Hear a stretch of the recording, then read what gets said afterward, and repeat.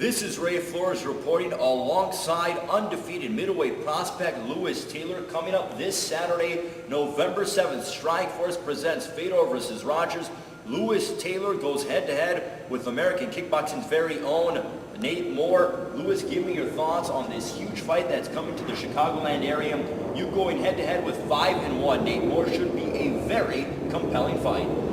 It is. I'm going to make it the best fight of the night. Whether we win it or not, it don't matter. I'm going out there to let it all hang. Now, Nate has a 5-1 record, pretty well accomplished. A Purdue Big Ten wrestling captain that he was at Purdue, along with having over 150 wins during his tenure as the wrestling captain at Purdue. Give me your thoughts on his extensive wrestling background. Blah, blah, blah, blah, blah. I'm the best, blah, blah. I really don't care. Because when it's all said and done, it's me and him in the cage. He's going to have to beat me. I'm going to have to beat him. I'm not going to have to beat his wrestling record. I'm going to have to beat his face currently in front of me. That's the only thing I'm concerned with. Don't have to fight Fitch, Koscheck, and nobody else he trains with. I'm just going to have to beat Nate Moore. So you're not intimidated by him training at AKA alongside Bobby Southworth, John Fitch, Josh Koscheck, Mike Swick, the list goes on and on. No, I'm not at all, not at all. My name is Hands Guns, Lewis Taylor. I'm here to knock him out, I'm here to do what I came to do. I really don't care about AKA. They said a bunch of negative things at my boy Matt Hughes anyway. So as far as I'm concerned, I'm the ill representative from the Chi-Town. I'm gonna put it down. Now, you mentioned that they say some rather derogatory things towards Matt Hughes. Is that because of your Eastern Illinois wrestling background?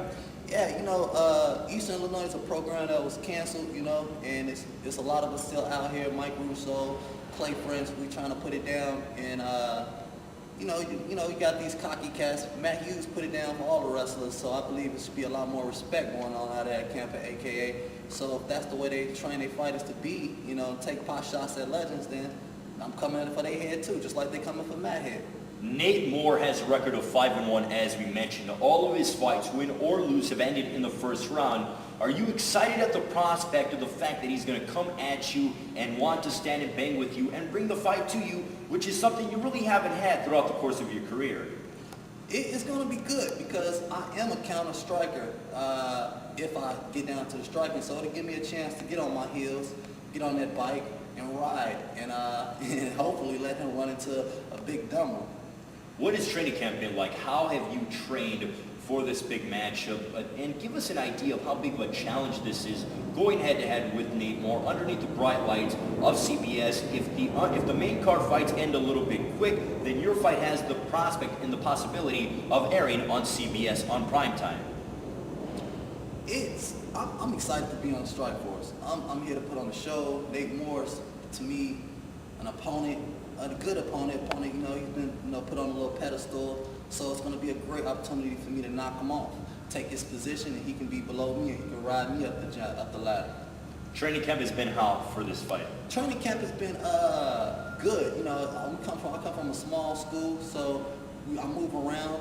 I jump around. A lot of people have been helping me out, whether it's been Chicago Fight Team where I'm representing, whether it's been Flow MMA, even Team Cologne out in Indiana, the Gilbert Grappling. They, no matter where, every little bit helps because it's going to be a quick fight. I'm going to get the job done. Seems like there's some camaraderie here in the Chicagoland area. Everyone's really trying to help each other out to get to that big stage. Is that correct, Lewis? It's correct. It's been it should have been a nice ball to get pushed, but it's like a broken stone. We're still pushing up this hill, and we're trying to get it there. Luckily, I'm not fighting anybody local, so they're flying them in. So that gives me an opportunity not to burn any bridges and to accept any help that's out there. What can people expect to see out of Lewis Taylor when they go see you fight at the Sears Center this Saturday, November 7th, as you go head-to-head with Nate Moore on the undercard of Fedor versus Rogers? Strikeforce on CBS this upcoming Saturday. What can people expect to see out of Lewis Taylor if they've never seen you fight? They can expect me to come in, touch gloves, move out the way, sidestep, slam them, get up, get my hand raised, and go party. A prediction. I know a lot of fighters try to stay away from predictions. Rounds 1, 2, or 3. Prediction for this Saturday?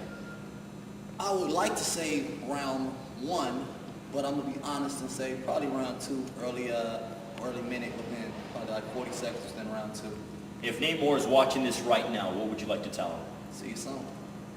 Lewis, good luck. We appreciate it. That was middleweight prospect Lewis Handguns Taylor. He has an undefeated record of 7-0 going head-to-head with Nate Moore with the 5-1 record out of AKA. Lewis Taylor has laid down the challenge for Nate Moore from AKA, saying, hey, you've talked a lot about Matt Hughes in Eastern Illinois. Well, now it's time to back it up. We will see all the action will unfold this upcoming Saturday, November 7th. Fedor versus Rogers, Lewis Taylor on the undercard.